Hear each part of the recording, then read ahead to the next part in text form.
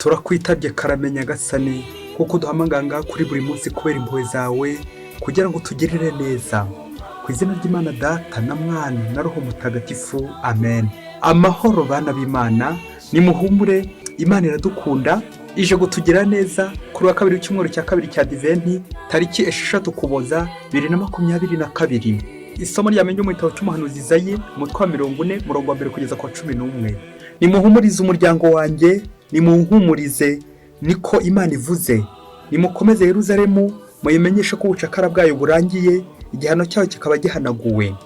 Uhoraho yihannye yihanukiriye kubera amakosa yayo. Ijwi rirarangurura riti, nimutegure mu butayu inzira y'Uhoraho, muringanirize Imana yacu umuhanda ahantu h'amayaga. Akabande kose gasibanganywe, umusozi wose n'akanunga kose bisizwe, n'imanga ihinduke ikibaya. Nuko ikuzo ry'Uhoraho rizigaragaze, ibinyamubiri byose bizaribonere icyarimwe, bimenye ko Uhoraho yavuze. Ijwi riravuga riti, ngaho vuga. Nanjye ndabaza nti, mvuge iki se? Ibinyamubiri byose ni ibyatsi, imikomerere yabyo ikaba nk'ururabyo mu murima. Icyatsi kiruma, ururabyo rukarabirana, iyo umwuka w'Uhoraho ubinyuzeho. Nibyo koko, imbaga y'abantu ni icyatsi. Icyatsi kiruma, ururabyo rukarabirana, ariko ijambo ry'Imana yacu rizahoraho iteka. Naho wowe zamuka ku musozi muremure, urangurijwe uzaniye Siyoni inkuru nziza. Ntutinyeho ntumwa y'inkuru nziza igenewe Yerusalemu. Rangurira ijwi ubwire imigi ya Yuda uti, dore Imana yanyu. Nibyo koko, dore Nyagasani Imana araje n'imbaraga nyinshi, afite amaboko aje gutegeka. Dore azanye n'iminyago, abo yatabaye bamubanje imbere. Ameze nk'umushumba uragiye ubushyo, akabwegeranya n'ukuboko kwe. Abana b'intama akabatwara mu gituza cye, intama z'imbyeyi akazemera mu rwuri rutoshye.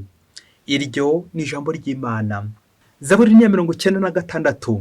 Dore Nyagasani Imana araje n'imbaraga nyinshi. Nimuririmbire Uhoraho indirimbo nshya, isi yose niririmbire Uhoraho. Nimuririmbire Uhoraho, musingize izina rye. Nimwamamaze ikuzo rye mu mahanga, n'ibyiza bye mu miryango yose.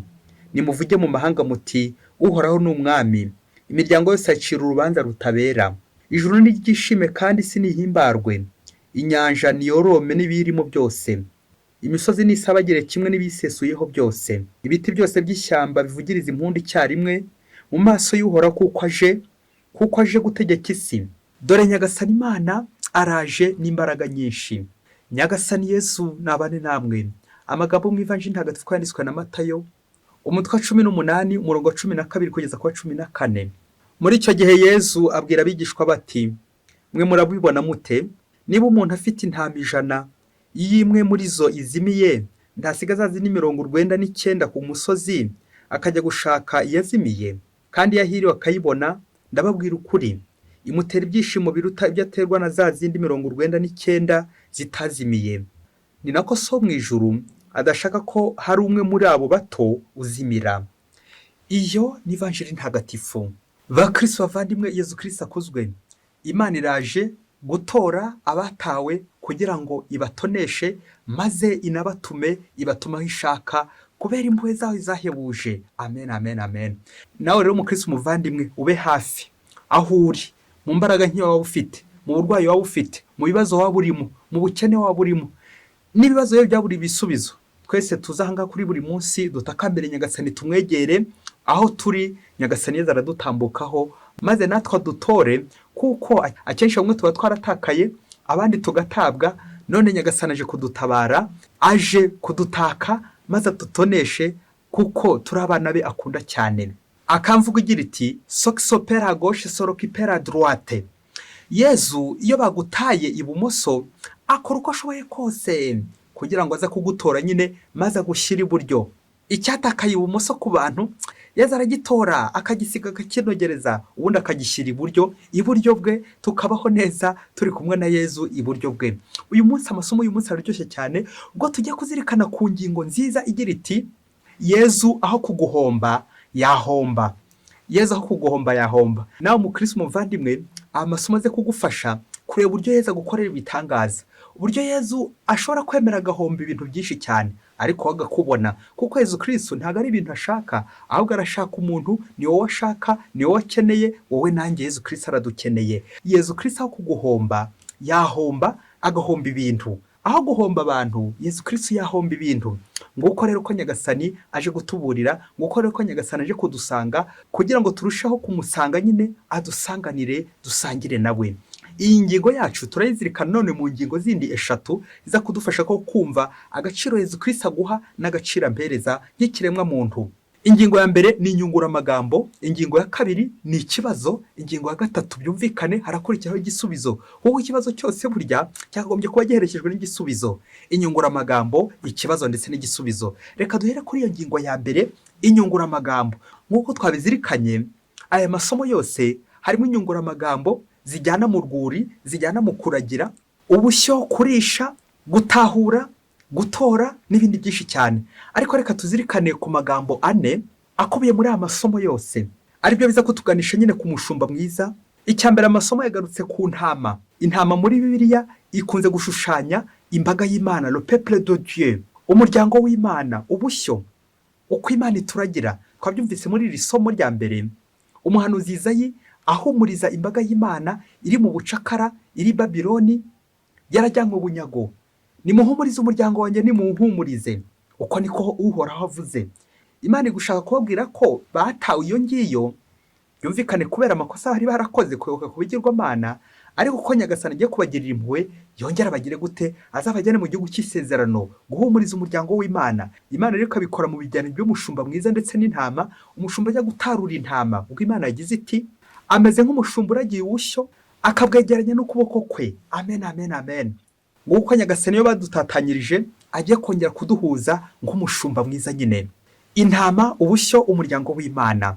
Ijambo rya kabiri ni naryo tumaze kuvugaho, ni umushumba. Umushumba ntabwo ari wa wundi uragira amatungo, ihene, intama n'inka n'andi matungo y'ubwoko bwinshi, ahubwo umushumba arerekeza nanone ku bayobozi, abayobozi ba kiliziya, abayobozi b'igihugu, abayobozi b'umuryango w'Imana, ariko bose bakaba bahagarariye umushumba mukuru, berger par excellence, c'est Jésus Christ.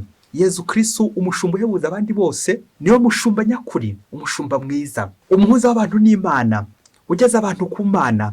Ijambo rya gatatu ni urwuri. Urwuri rushobora gutwerekeza ku nzu tubamo, urugo tubamo, aho dutuye, ariko cyane cyane urwuri kiliziya, aho duhurira n'Imana, aho duhurira n'Imana mu isengesho. Imana ikaturagirira aho ngaho nyine, ikadukenuza impuhwe ze, idusanze hehe? Mu nzu yayo, mu kiliziya. Ubushyo, urwuri, urwuri rw'Imana, aho ntorera, aho kurishiriza nyine, aho ndira, aho ni mu kiliziya. Yezu Kristo akambaza amasakaramentu ye, ubundi nkabaho neza ngashisha. Yezu Kristo akambaza ibyiza bye kubera impuhwe ze, mu rwuri, muri kiliziya ye.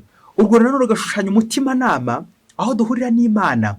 Rero urwuri rukanatugeza nanone ahantu heza tuzagera, aho Nyagasani ashaka kutuyobora, nta handi usibye mu ijuru. Urwuri rwiza ni ijuru, aho tuzabana n'Imana nyine, turagiwe n'Imana. Ijambo rya kane ngira ngo tuzirikaneho nk'inyunguramagambo ni iki ngiki cyo gutakara kw'intama, cyane cyane izi ntama 100 hakavamo imwe, hagasigara 99 zigatakara. Uku gutakara ngo twabizirikanye muri Ivanjiri, umukristo ushobora guhera agatakara, akajya kure y'Imana, gukora icyaha, gucumura. Iyo umukristo acumuye aba agiye kure y'Imana. Icyaha gishobora kugira ingaruka eshatu ahantu hatatu y'ingenzi: gucumurira mugenzi wawe, sosiyete, ukayangiza; kwicumurira wowe ubwawe, kwivutsa inema n'imigisha y'Imana, ingabire z'Imana ukaba urazibuze; ndetse no gucumurira Imana, kujya kure y'Imana. Ngibyo bidutera isoni, ikimwaro, ipfunwe, kuko nyine twatandukanye n'Imana. Ngubu bw'icyaha, gutakara nyine, kuko Ivanjiri kubitubwira mu kinyarwanda cy'umushumba nyine usiga 99 akajya gushakashaka imwe yazimiye kugira ngo zikomeze kuzura 100. Ibigereranyo by'intama n'umushumba uragira mu rwuri akajya gutora yazimiye, nibyo bigiye kutuganisha nanone ku ngingo ya kabiri, ikibazo cyangwa ihurizo. Amasomo arimo ihurizo cyane cyane y'Ivanjiri, aho kuko tugiye kumva nanjye kuvuga akarengane. Mu kuzirikana aka karengane buri wese yakumva muri Ivanjiri, reka tubanze dukore natwe umwitozo umwana yahaye mwarimu w'itegeko ry'itatu, ubwo bari bamaze kumva Ivanjiri y'intama 100 z'uyu mushumba, hakaza gutakara nyine imwe. Nuko umwana abwira mwarimu ati intama imwe igura amadolari 50. Ubwo se 99 zizagura amadolari angahe? Birumvikana ni amadolari 450. Uyu mushumba ni nk'afite amadolari 500 hakaza kuvamo 50. None se ari amadolari 50 ari amadolari 450 amenshi ni ayahe? Nahise asubiza ati ni 450.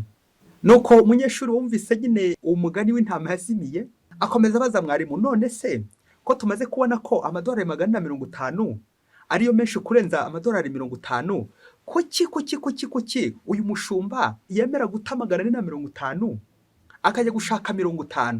Ahasi igihombo abaguyemo. Nguko abakristo bavandimwe, intama 99 ukazita ukajya gushakashaka kimwe, twebwe ku bantu tubyumva nk'ikibazo kiremereye cyane, c'est l'injustice. Aha ntaho tabyumva ko uyu mushumba nyine agiye guhomba kubona ko ajya gushaka kamwe ubundi yakagombye gukihorera. Ariko abakristo bavandimwe, tuzirikane ko uyu mushumba ashushanya Yezu Kristo wemera guta igihe, wemera gutakaza ibintu kugira ngo agire gute, ajye gutora umuntu, akemera gutakaza amadolari 450 akayata ajye gushakashaka umuntu umwe mpaka mugejeje mu rwuri rwe kugira ngo akomeze kumuragira. Ngo kuko turamutse twumvise aka karengane uyu mushumba yahura nako, wenda tuvuge ko atazi no kubara, twebwe aba hano ku isi, ngiye imibare yacu y'aba hano ku isi, twebwe tubara ibintu tukabara inyungu icyo bizavamo. Ariko imibare y'ijuru, ab'ijuru babara bate? Abo ku isi babara bate? Ngo uko abo ku isi babara bo bari kumva bari guhomba ibintu byinshi cyane, ariko ab'ijuru ntabwo ari uko babara. Ab'ijuru icyabo ni umubare w'abantu baba bafite, umubare w'ibintu ntabwo birirwa bawubara. Abo ku isi twebwe tubara umubare w'ibintu, mu gihe ab'ijuru bo babara iki? Babara umubare w'abantu bafite bazajya mu ijuru.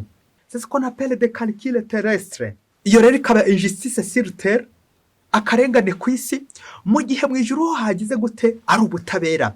Icyo nicyo gisubizo tugiye kugarukaho nyuma yo kumva ikibazo kiri mu ivanjiri, ikibazo cy'imibare. Bigoye ko abantu twebwe twabyumva 99 kuzisiga ukajya gushaka kimwe. Icyo ni ikibazo abakristo bavandimwe hano ku isi twebwe twabona nkaho ari akarengane, l'injustice, ariko mu ijuru bikahinduka ki? Bigahinduka ubutabera. Ngicyo igisubizo, ya ngingo ya 3 tujye kujyaho, igisubizo cy'Imana. Mu gihe abantu dufite ikibazo cyuko ari akarengane, Imana yo iba yatangiye ubutabera. Ubutabera bw'Imana rero bushingiye hehe? Ku mpuhwe. Ijambo impuhwe byibuze Imana yirengagiza amakosa ngira 100 ntiyiteho, ahubwo ikita ku mpuhwe zayo. Ako kantu bakristo bavandimwe zaragakunda, impuhwe z'Imana. Nguko natwe Imana idusaba abakristo bavandimwe gutera agatambwe kamwe, tuza dusanga Imana iyo yateye 99 kugira ngo zize guhura zose 100, ubundi turokoke dukire. Turumva uruhare rwacu abakristo bavandimwe, nuko kaba ari gato gatambwe kamwe Nyagasani arakareba kugira ngo agire gute, adukize. Ngize impuhwe z'Imana zidashingiye ku nyungu, imibare y'amafaranga amadolari, ahubwo Imana imibare yayo ni ubuntu. Ubuntu, imbabazi, impuhwe nicyo kiranga Imana kugeza n'ubwo ita igihe. Kuko Yezu Kristo aho kuguhomba, yahomba agahomba ibintu aho guhomba umuntu. Iki gisubizo biragoye gucyumva kuko twebwe nyine ntabwo turagera mu ijuru. Niba wifuza kujya mu ijuru, gukora ko ntabwo ugomba gukora imibare, ukora imibare y'abantu ushaka kubageza hehe? Ushaka kubageza mu ijuru. Kuko umushumba mwiza nyine arugeza abandi hehe? Arugeza abayoboye mu ijuru. Turacyari ku ngingo ya 3, igisubizo cy'Imana, la justice de Dieu, ubutabera bw'Imana. Ngo umunsi umwe umubyeyi yarafite abana 3. Umubyeyi yarakize cyane, imfura yari umuhungu n'umuherereza ari umuhungu, ikironafura ari umukobwa. Nuko ngo igihe kigeze babana bamaze gukura, naho umubyeyi birumvikana ari gukura, ari gusaza. Nuko wa mubyeyi aza kwigira inama kugira ngo abahe iminani. Ngaho nawe tekereza nk'umubyeyi wari ukize cyane ugiye kuraga abana be, ninda zaraga byinshi muri aba bana be ko ari 3. Bamwe bati ni imfura, abandi bati ni umuhererezi, n'undi uko buri wese mu myumvire yabyumva. Nuko umubyeyi ngo aza kugira gutya, agiye kuraga, araga umwana w'imfura ibintu byinshi cyane yari afite, ibisigaye bihereza umuhererezi. Ngo dore ko muri icyo gihe ngo abakobwa ngo batabarebaga, icyo gihe nyine umukobwa ngo ntibamubaraga. Birangira gutyo wa mubyeyi amaze kuraga, ahaye umukuru, ahaye n'umuto, naho umukobwa we nyine ntacyo amuhaye. Babyeyi murumva ko karengane kari aho ngaho. Nubwo igihe kiza kugera nyine amaze kubahereza iminani uko babyifuza, babana bose ko ari 3 baza gushaka, naho umukobwa arashaka. Murumva ko ntacyo umubyeyi wari yamuhaye. Nuko ngiye kimwe kiza kugera, babana uw'imfura ndetse n'umuhererezi baza kwigira mu mahanga bajyanye n'ibintu byabo byose. Urumva nawe umukobwa nawe yari yarashatse, wa mubyeyi nawe asigara mu rugo wenyine. Igihe kiza kugera, wa mubyeyi indwara zitangira ziramwadukira ku buryo bwinshi, imbaraga zitangira kuba nkeya, yarasigaye nyine muri cya gihugu. Urumva ageze mu zabukuru, atangiye gusaza, indwara zitangiye kumuzaho ari nyinshi. Ngizo za diyabete ziramwibasira, ngizi impyiko, umutima, umwijima sinakubwira, wa musaza neza neza imbaraga zirashira. Nuko abana be bari mu mahanga, babiri bagiye, umuhererezi ndetse n'imfura, babandi yarazi ibintu bye, ntiyongera kubafatisha ngo babe bamurwanaho ubundi bamurwaze. Nuko wa mukobwa areba hirya areba hino aho yari yashatse, maze abura uburyo azajya abwira umugabo ngo bite ku mubyeyi wabo. Arareba hirya areba hino, abura ukuntu yabigenza. Ngaho namwe babyeyi mutekereze, uyu mubyeyi atararwara, iminani ye yose yayihaye abana be bahungu. Uyu mukobwa nta kintu yamuhaye. Nuko umukwe w'uyu musaza areba hirya areba hino, maze asaba umugore we ko bazana sebukwe ubundi bakamurwariza mu rugo iwabo. Nuko baramurwaza, birabahenda cyane, bikomeye cyane. Ariko abantu bari bari ku ruhande bakagenda banegura wa mukwe uburyo ntacyo bamuhaye, none akaba ari kwita kuri sebukwe kandi ntacyo bigeze bamuha. Wa mukwe akomeza kumva ya magambo ariko ntiyayitaho, arakomeza aramurwaza. Igihe rero cyaje kugera, wa mubyeyi koko aronekara bikomeye cyane, araremba bikomeye cyane. Sibwo se haje byo kumushyira kuri za ogisijene, kumwitaho bikomeye cyane. Nuko wa mukobwa we ndetse n'umugabo we bagurisha imirima bari bafite kugira ngo babashe kurwaza uwo mubyeyi wabo. Ariko ko bamurwazaga, niko abantu baturukaga inyuma bababwira bati ko uyu mubyeyi nta kintu yigeze abaha, none muri kumutaho igihe mushaka iki? Uko rero bakomeza kugenda bamurwaza buhoro, anako amafaranga yabo atakara, biza kurangira nta kintu bagisigaranye mu rugo. Imitungo yabo myinshi irahatakarira. Bari kurwaza wa musaza barebe ko yazakira. Igihe rero kimwe cyaje kugera, bya bindi by'uko nyine aho mutindi yanditse ntiriva, wa musaza igihe kiza kugera arapfa. Wa musaza amaze gupfa, birumvikana abantu bamwe nyine batangira bavugira kuri wa mukwe ikintu yimajije n'ukuntu ahombye ibintu bye byose ngo yita kuri wa musaza, none n'ubundi bikaba birangiye apfuye. Ubwo se yaruhiye iki? Bakristo bavandimwe, ndifuza namwe kubatembereza muri urugo rw'uyu musaza uburyo yita ku bana, akita ku bana bamwe, bikaza kurangira kandi aho yari ari kwitaho atari wo mugiriye neza mu zabukuru, bikaza kurangira wa undi atitayeho ngo mu umunani ari ugize gute, ari umwitayeho. Bavyeyi mwebwe murumva iyi injustice iri aha ngaha, murumva aka karengane karimwe aha ngaha. Bakristo bavandimwe, Imana aho kuguhomba yahomba, igahomba ibintu byinshi cyane. Nifuza kuberekeza ku bintu bine biranga umushumba mwiza, biranga umuyobozi cyangwa undi wese ufite inshingano zo kurera abandi, gufasha abandi. Icyambere twazirikana duhere kuri uru rugo, nuko twazirikana ko nta numwe wishoboye hano ku isi, nta numwe wihagije, twese turabo gufashwa burya. Rero kubera kuri ku isi nanjye ndi ku isi, turacyafite urugendo rurerure, urugendo rutujyana mu ijuru. Hano ku isi rero twese twumvikane ko tugomba gufashwa, turabo gufashwa kuko nta numwe urashyika. Twese ibyo dukora nanjye kuvuga biracagase, na niyo mpamvu nta kwiteye hejuru ati ngiye nta bufasha nkeneye.